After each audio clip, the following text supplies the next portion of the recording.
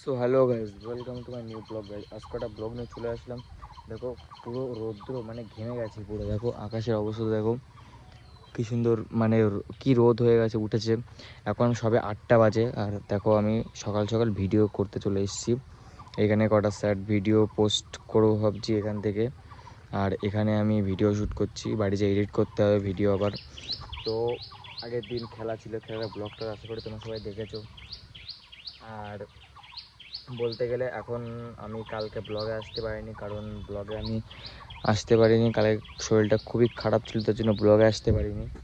তো আজকে ব্লগ নিয়ে চলে এসেছি, এবার থেকে কন্টিনিউ ব্লগ পাবে।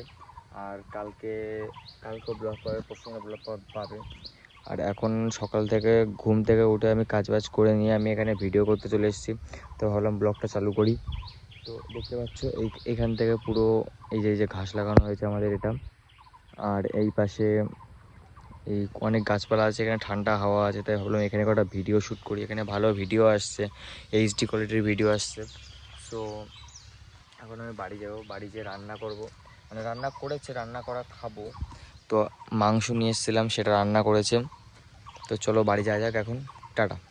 তো গাইস দেখো এখন আমি বাড়ি চলে এসেছি, বাড়ি এসে তোমাদের কাছে ভিডিও করে চলে এসেছি।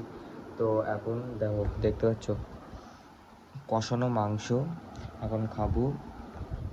তো আমি এখন খাই, তারপরে ব্লগে আসছি, তারপরে ভাত খাবো, ভাত খাওয়া ব্লগটাও নিয়ে আসবো।